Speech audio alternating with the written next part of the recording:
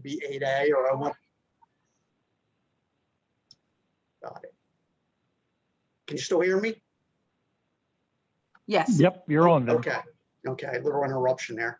Okay, so they can't necessarily go in and say this is going to be 8A, this is going to be service disabled vet or hub zone or women owned, but they can make those suggestions and recommendations. So next slide, please. Okay, next slide. There you go on the next one. Okay, if you go onto our website, www.sba.gov, there is a wealth of information there on everything that I'm going to talk about and even more. Okay, so if you want to find a particular PCR, I mean, Christine and Mike aren't the only two PCRs. There are two of like 50 across the country. And there are two of 9 in the Philadelphia, when I should say the Mid-Atlantic states. In our area offices, there's 9 PCRs and there are 2 of 9. But you can actually go onto our website and you can find a PCR in some other part of the country.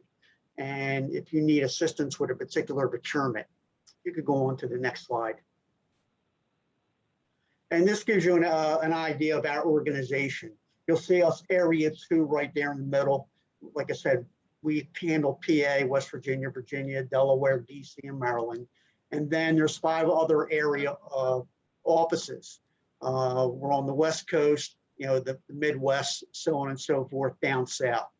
So you could go online and there's an area director assigned to each area office. There's in Area 2, for example, Amy Kim is our area director, and I report directly to her as her deputy. And within our office of Area 2, we have 9 procurement center representatives, 1 certificate of competency specialist, and 1 size manager. I'll go over those programs in a moment. But the one thing we do lack is a commercial marketing representative. Each of the other area offices do have that position, and I'll go over what that does, what that individual would do for the subcontracting program. Next slide. Okay, the Office of Government Contracting. Of course, what you want to hear about today is what the PCR does, but there are some other programs that we handle that I just mentioned. Let's start off with the size determination program. The key ingredient for everything that SBA does is that every business we deal with, in order to take advantage of our programs, is you have to be small. So the purpose of the size determination program is try to keep everybody honest. And if there's a small business set aside and a particular business is awarded a contract, if you had submitted an offer on that contract and did not receive the award, you can challenge the offeror based on size. You can submit a credible size protest to the contracting officer, who in turn will send it to the Small Business Administration. It's sent to the area office where the headquarters of the protested company is located. So if you file a size protest and the company is located in Philadelphia, their headquarters is in Philadelphia and/or Pennsylvania, it would be sent to our office. And then we would review it and give it to the size specialist to process the protest. What makes this program so important, like I said, it keeps everybody honest. There has been some integrity problems over the years where people try to skirt the rules to take advantage of small business set-asides. And we have been seeing this of late, especially when it comes to joint ventures and teaming agreements with what we call ostensible subcontracting, where a small business is awarded a contract, but in reality, their subcontractors are performing all the work. That can become a size issue, and that's something that we will investigate. So the size program affects every program within SBA. The next program is the Certificate of Competency program. And if you submit an offer and you're the low offer based on price, but the contracting officer has questions about your capability, they can refer to SBA for what we call a COC. and SBA will make a determination whether you're actually qualified to perform that contract. And probably the most common concern that contracting officers have for businesses for their capacity to perform is usually like financial. They don't think you have the capital or the ability to finance the contract until you're paid. So they will send it to SBA and we'll do an independent analysis of the firm. And if we decide that your firm is capable, we'll issue what is called a certificate of competency, and the contracting officer will allow you to commence working on that contract. The other program, and I mentioned this previously, is the Commercial Marketing Representatives, or CMR, and that's for our subcontracting program. Now, many of you out there may be startups. We haven't been in the procurement arena or the federal procurement arena that long. And one way to get your foot in the ground and get yourself established is not necessarily going after the prime contracts, but you might want to look for a subcontract.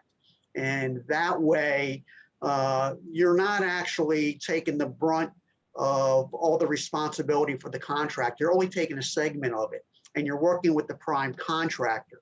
So that alleviates a lot of the administrative burden on companies, especially when you're starting out. And they could be very lucrative. And you could also, build your bottom line and build relationships with other companies. Was mentioned in the very beginning about a networking event that's coming up, a matchmaking event that's coming up, and I strongly encourage you to attend. Is you might be able to find a teaming partner or find a company that you can subcontract with. Very good program. And then what the CMRs do is that they go in and they do audits of large businesses, because on every procurement, federal procurement over a certain dollar amount, I believe it's $650,000 to $700,000. I'm not sure the exact amount, but over that amount, the large business prime contractor has to have a subcontracting plan, and they have to guarantee that so many dollars is going to be awarded to small business if they plan on having some contractors perform some of the work. So the CMRs go in and make sure that the large business are meeting their goals and that they're adhering to all the regulations. So very, very good program. But like I said, unfortunately, Area 2 does not have a CMR at this point in time. We are working on hiring one, but the last one we had became our area director. Amy Kim was actually our CMR many moons ago. And they've been very slow in the hiring that position. And so hopefully that will come in the next fiscal year. Last but not least, who we've been talking about is our procurement center representatives. And they are the forefront of our prime contracting program. And like I said, all of them are situated at procurement centers, and each PCR in Area 2 is assigned various agencies within our geographic region that they work with. Can you go on the next slide? Okay. This is pretty much an overview of what a PCR does, okay? The PCR, like I said, they work closely with federal buying agencies. They'll work with the agencies, they'll get procurement forecasts, any major procurements that are coming out, they'll review the procurement and they'll add their comments. But their prime purpose is to make sure that small business, if they're not actually awarded the contract, well, I should say not awarded, if it's not set aside for, they want to make sure that it's either set aside for small business, but if it's not set aside, they want to make sure that subcontracting plans award a fair amount or guarantee a fair amount to small business. Okay, so this is what their main job is that they review probably over 100, if not more, contracts a month or solicitations a month. So anyway, they also work with the agencies and give them information on new small business regulations and also information on other SBA certification programs. So they play a very vital part in ensuring that the small businesses get a fair share of the federal procurement dollar. You can go on to the next slide. I do see some questions that are popping up in the chat. We'll get to them afterwards. And Mike and hopefully Christine will be able to answer that. Okay, so a procurement center rep, they audit and advocate. So when I say audit, we do surveillance reviews every year on procurement centers. We go in and we literally take their files and go through them to see that they're following all the rules and regulations, and that their small business programs are designed with small business in mind to make sure that small businesses get a fair share of the pie. Now, what I failed to mention at the beginning is that Congress passed a regulation several years ago that 23% of a procurement center dollars have to be reserved for small businesses. And these goals are taken very seriously by every agency. SBA has a goaling program which they track the progress of every agency. So there's a strong incentive for these agencies to follow the guidance given by the PCR and to do everything within their power to award contracts and subcontracts to small business. Like I said, I've already touched on some of these. They inform agencies on updates. They counsel small businesses. Sometimes you'll get a small business will get a contract. It quite won't work out. They may run into problems, and there could be a cure notice issued, or maybe even possible termination for default or convenience. And the PCR will intervene and see if they can resolve the situation. We have various success with that, but we do try to help out the small business to resolve the problem. So we also, as mentioned, we assist the agencies in meeting their goals. And the other thing we do is we review the subcontracting plans for compliance to make sure that small business is fairly represented. You can go on to the next slide. All right, the PCR is a very busy individual. I'm sure Mike and Christine will tell you this. This is all the people they report to. They report to the federal buyer. They report to the small business professional at the agency. They report to the small businesses, meaning you. They report to the SBA staff. That could be me. Or other resource partners, like the PTAC, who's hosting this event. We'll go on to the next slide. Okay, what does the PCR? They have resources and tools too. The PCRs use the resource partners. They're always in communication with PTACs, small business development centers, and most importantly, the small business offices of major government agencies. So they'll participate in industry outreach events, industry days. They'll provide technical assistance to agencies. They'll do training programs to ensure that everybody at the agency is current on all SBA regulations. Excuse me. They'll work with the small businesses like they are today. They do outreach events with small businesses. They'll do training sessions so you understand the rules and regulations out there. And they'll try to connect small businesses with the procurement centers. Also, when needed, they'll recommend policy changes. So the PCR is an important cog in the federal procurement process. Okay, you want to go on to the next slide? Okay, when to contact the PCR. Now, let me stop by saying one thing is that a procurement center representative, they work at the agency level, and they tend to handle more technical matters. So if you're a business just starting up and you haven't really gotten your feet wet and you're looking to find your way, the PCR can help you, but it's limited to the type of assistance they can perform. So your avenue for assistance might be elsewhere, such as a PTAC, Small Business Development Center, a member from SCORE, to help you navigate the treacherous waters, which is federal government contracting. Where a PCR comes into play, say if you're already established and you want to submit or you have submitted an offer on a government procurement, and say you see an issue with a solicitation, you can reach out to them and say, hey, how come this wasn't set aside for small business? Hey, how come this is not an 8A? They may be able to assist you, and who knows? And we have had successful instances where a procurement was not set aside for small business, but the PCR was able to do it when the solicitation came out. That does happen. It doesn't happen a lot, but it does happen. And the reason why it may not have been set aside prior to the solicitation being released is because the agency failed to refer the procurement for a PCR to review, or it was under a threshold that wasn't up for review.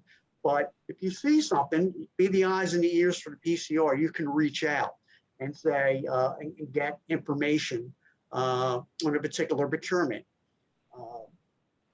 That's what a PCR is. He's your advocate. Now, what a PCR, what he or she does not do is, and I have to bring this up because, and to give you a funny story, I thought, well, it wasn't funny at the time. We had an agency, I'm sorry, it wasn't an agency. We had a small business reach out to a senator, and was complaining that SBA was not helping her company. And we received this and we reached out and wanted to know, well, what weren't we doing? Well, to make a long story short, we had done a lot for this company. We had counseled the firm. We had referred the company to resource partners that could assist.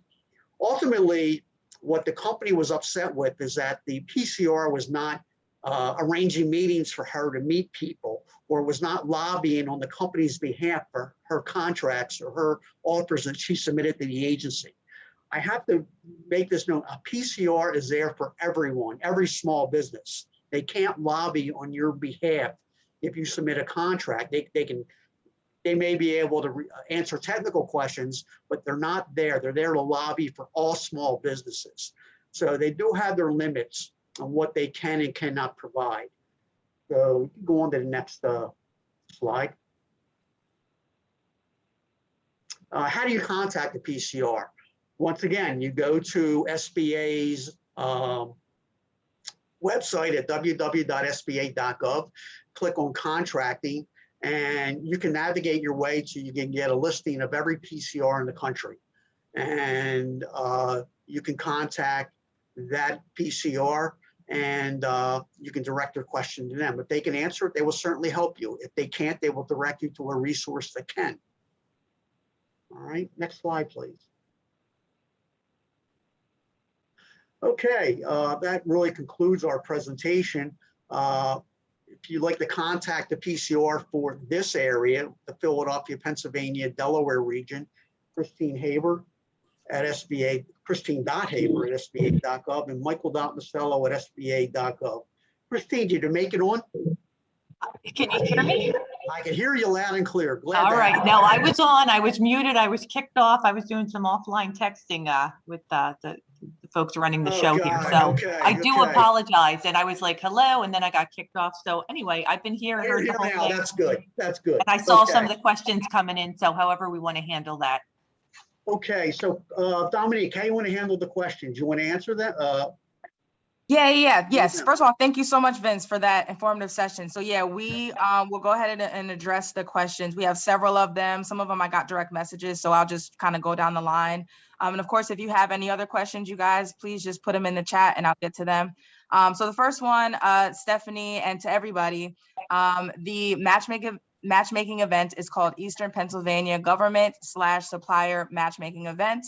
It will be on October 27th. That's the main day, but the 28th, we will have additional matchmaking meetings available. If you cannot make the 27th, there will be the information sessions where you'll get sort of procurement forecasts and a whole bunch of good information from the agencies that we're featuring. And then of course, in the afternoon, you'll be able to actually meet with any of the interesting agencies that you would like to meet with. So there's that. We got a question. It says, please confirm that in accordance with National Defense Authorization Act for 2017, may the SBA PCR review any acquisition which promotes more awards to small businesses? This is Christine Haber. That's a yes for me. Vince and Mike, if you want to weigh in. Yeah, they Yeah, can. Mike, you want to weigh in? yeah, the agencies that I cover directly, and so does Christine, we have an agreement on paper with each one, and we set up thresholds of, dollar values of what acquisitions we want to review based on the type of work that they do. So anything that falls within those thresholds, we should be reviewing if they send them to us. And according to rules and regulations, theoretically, we can ask to review any acquisition if it's brought to our attention. So yes, we can look at any acquisition that's requested of us to do so. Awesome. So our next question is, how does your office not having a commercial market representative impact the ability of a small business to get this service? I can answer that. This is Christine Haber. So, I mean, most of us that are PCRs honestly have 15 plus years of experience. I have 25 prior contracting officer. I also work for DCMA. So all the PCRs are equipped to handle the CMR role. It's nice if we all have one, but we all can answer and assist and move from there. And the other areas do have them. So we can also tap their market. SBA shares, there's 6 areas. We're area 2. The other areas, I believe there's a couple that are short of the CMR, but there are a few that do have CMRs solely for that purpose. But again, all the PCRs can do that function. And if anybody had a question, they could reach out to their local PCR and we can assist. Let me just add to that too, is that we do have a CMR from another area that does assist us, and they are doing some reviews within our area. So we do have access to that service. But in addition, as Christine said, our PCRs are very good and we can still help you. Just because we don't have a CMR doesn't mean we can't help you out. Great, awesome. Next question is, do PCRs help PTACs and their clients with certifications like HubZone and WOSB? I mean, I can address that. Go ahead, Vince. Go ahead, Mike. Traditionally, we can answer questions, but usually that's something that the company will do themselves or through a PTAC or score. Again, as Vince said earlier, we are extremely inundated with work. And there, as you can imagine, if there's only 50 of us in the country and there's literally over 1,000 activities that do government contracting that we have to oversee to the best of our abilities, that is just one of the things that we just don't have the time within the day that we work to devote enough time to help you adequately. So that's why there are PTACs and things like that to assist you. Right. But just to add to that, again, work with your PCR if you're having difficulties or a PTAC for some reason, isn't assisting or you have additional questions. SBA does have, a woman-owned program. They have specific contacts, technical experts in each of those expertise, HubZone, Service Disabled Vet. So we can provide you, if it gets, real technical and you're having issues, because you shouldn't, there are folks that work specifically for the, certification process, and we can direct you to those folks if there's difficulties there. Great. Okay, so our next question is, please explain the NAICS code's challenge process and where to locate this information. I can handle that one. Okay, if you have a challenge to a NAICS code, when a solicitation first comes out, and this is very important, when it's first issued, if you do not agree with the NAICS code that was assigned to the contract by the contracting officer, you can do, well, one of two things. The first thing I would do is contact the contracting officer and see if you can get a reason why this is the NAICS code and if he will consider changing it and the reason why. Chances are he's going to tell you no. So your next recourse is to file a NAICS code appeal with the Small Business Administration. And you do that directly with the SBA Office of Hearing and Appeals. And if you go to our website, again, www.sba.gov, and go to Office of Hearing Appeals or OHA. They'll give you information on how you can file a NAICS appeal. I'm not sure, I think it's either 10 to 15 days. Don't quote me on that you have that time frame to submit a NAICS appeal. But once you submit the appeal, it'll be reviewed by an OHA judge in our headquarters in DC, and his decision would be binding. And there have been many successful NAICS codes appeals.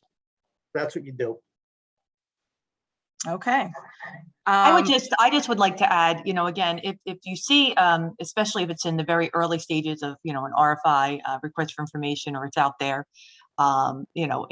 regarding comments, reach out to your PCR. We are able to, we can't see everything, but we do get involved, and we can work with the contracting officer and the small business office specific to that activity, and questioning that NAICS codes as well, because we'd hate for it to go that far in the process and then you have to do a protest. So if there's, valid reason, and a lot of times, I've been able to successfully change NAICS codes just because there's new people coming on board all day long in the government, and what was done in the past, they just kind of float it through, or they think it's the right one, and it's not necessarily the right one based on the type of work.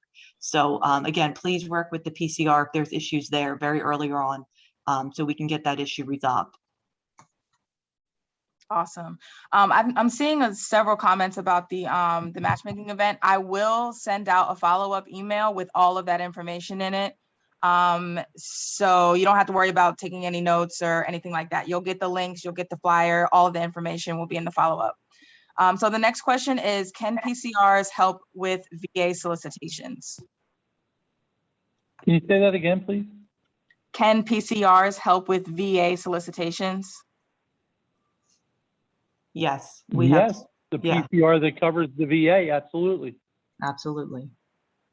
All right, that answers that question. Okay, so how does SBA PCR perform market research to ensure that the small businesses have been considered for the procurement or subcontracting efforts? So, I could take that one, and then Mike and Vince, feel free. So, as far as market research, we get a different coordination record. We're looking at it.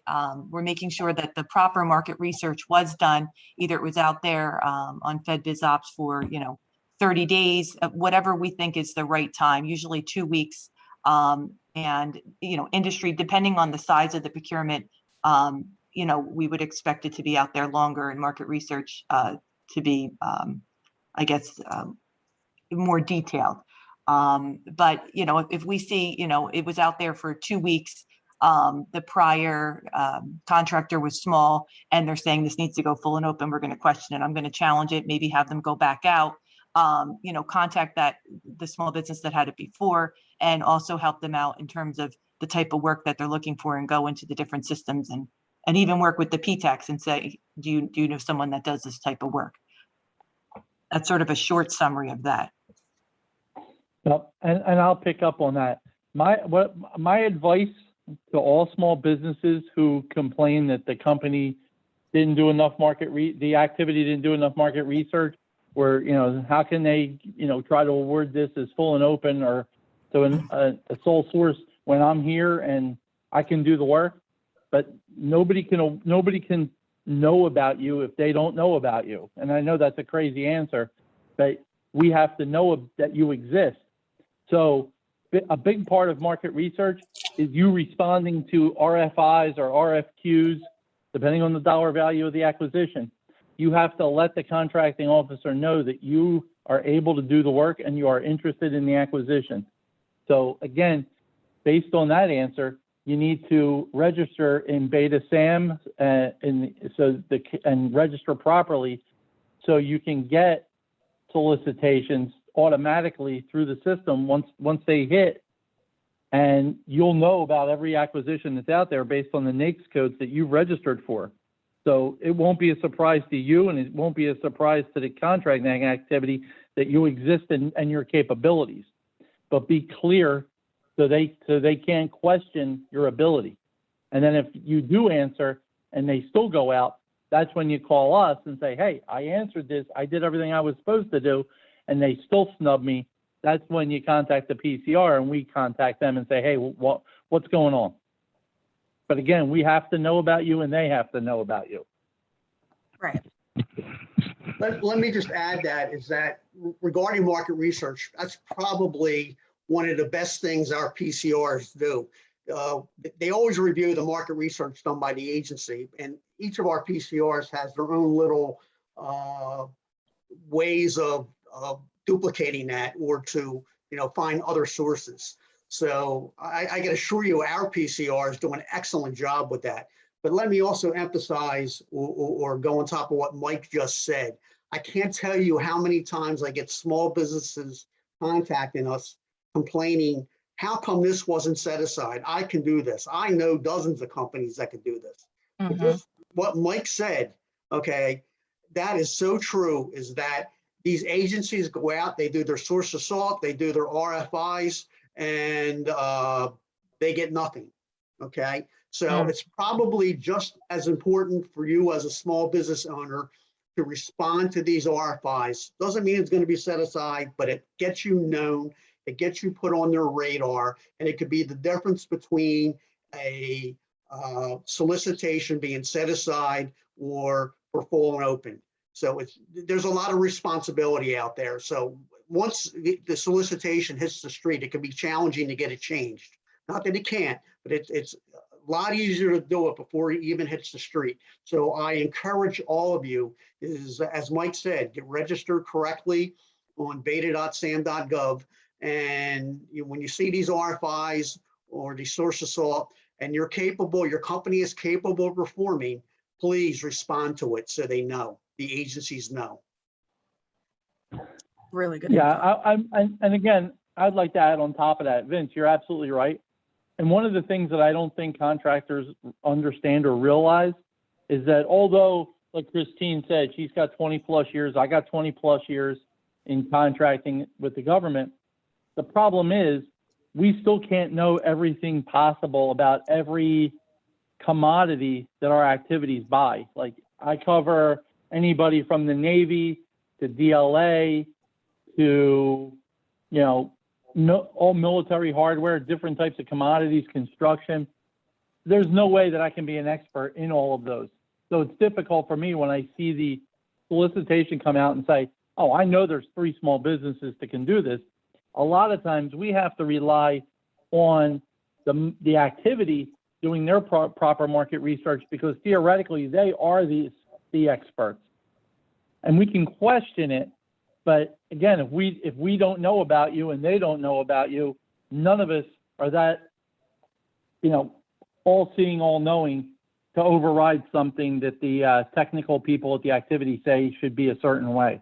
So that's why it's really highly incumbent upon you to do all the things that you can do to market yourself so you can get as many opportunities as possible in contracting.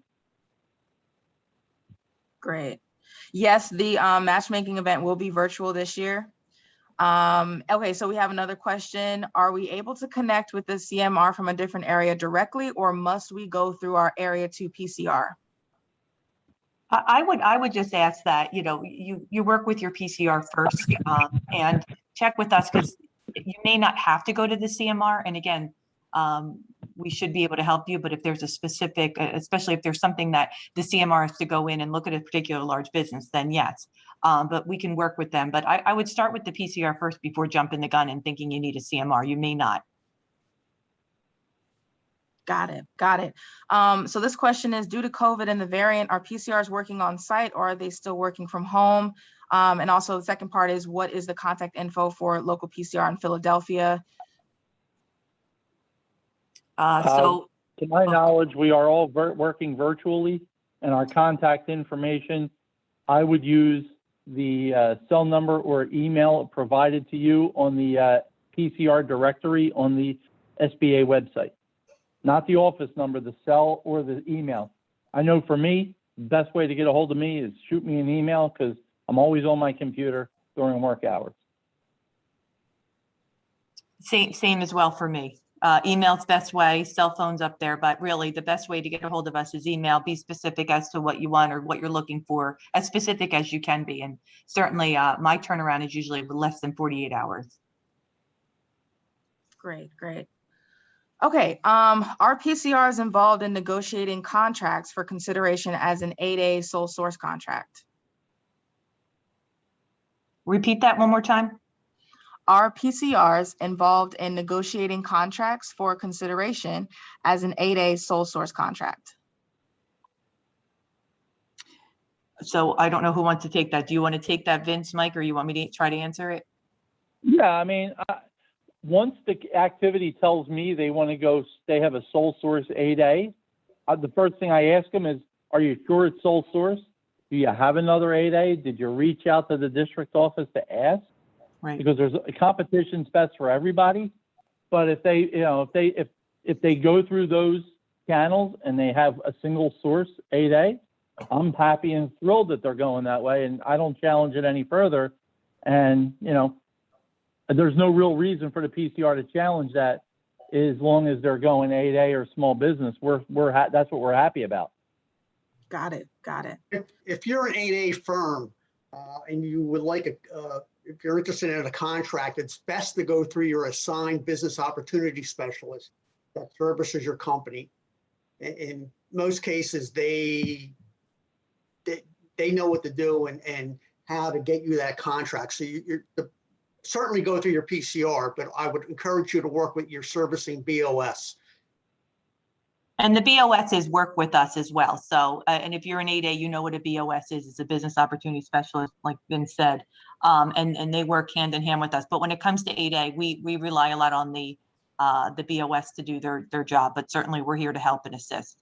And even at the 8A, if they don't feel like their BOS is up to par, we're there to jump in as well to a degree.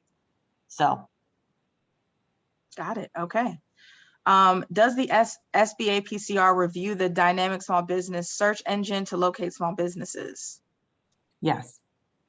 All right. Yeah, absolutely. If we're looking at the market research, if we think, Yeah. sometimes, I have some sort of an idea depending on the commodity that the contracting agency is looking to procure, and if they're going out sole source or or just full and open, we've been doing this long enough, Christine and I, that sometimes I'll say, hey, you know what? I think that there's one or two businesses, a small business that might be able to do this. So yeah, that's the first thing we go to. Great. Perfect. So someone asked, what is the website for contracts? I think you're asking for finding opportunities, and that would be sam.gov for federal opportunities. I hope that answers your question.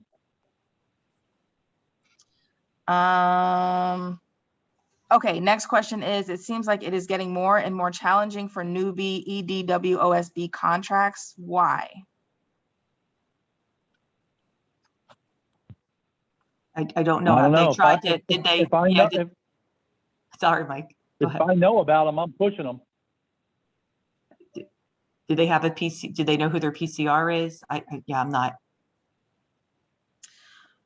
Did they contact the EDW? Did they contact the women-owned small business office at SBA? I don't know what side. Yeah, I'm not sure. If you can add in the chat what problems the specific problems you're having, we can elaborate on that. So the next question, we'll wait for Felicia's response. What is the SBA PCR's role in enforcing the subcontracting efforts of a prime contractor?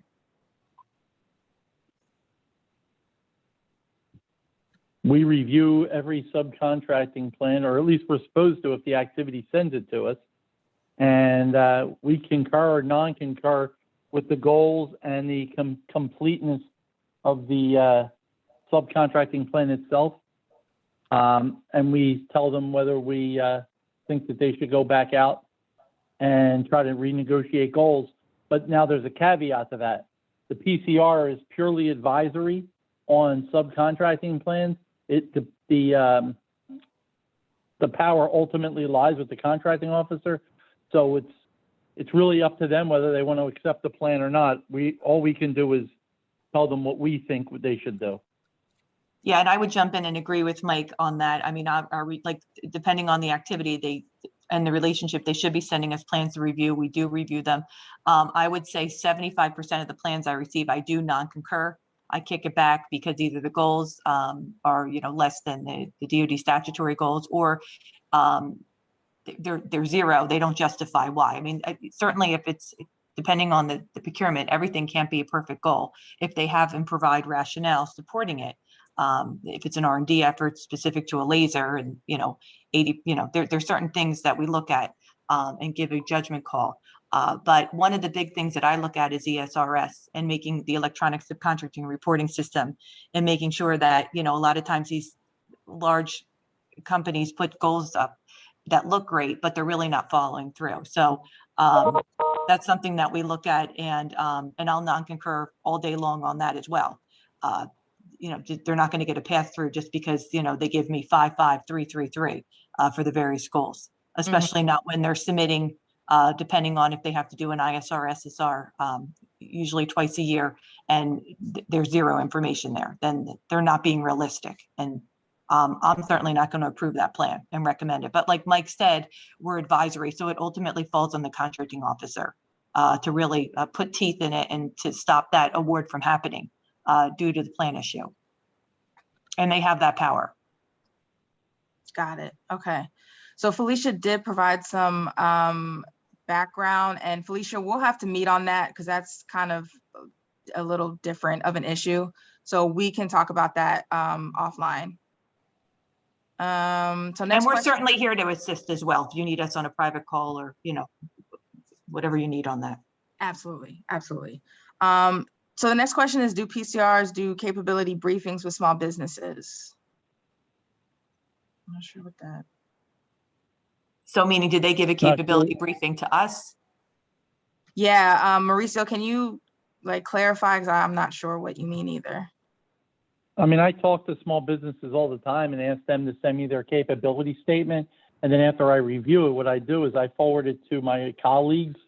And then I also forward it to the activities that I cover who have requirements that match their capabilities. Now, I'm not going to send somebody, who does janitorial services to an activity that does, military hardware for the most part. But Right. I will send it to Christine, because she covers the contracting services office at DLA. So we do a lot of cross work like that, and she does the same with me.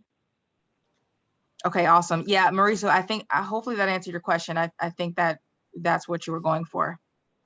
So if no one else has any questions, we're right at the top of the hour, almost. So I'll give it one more minute for you guys to put in your questions. But if not, thank you so much, Vince, Christine. Oh, we have one more question.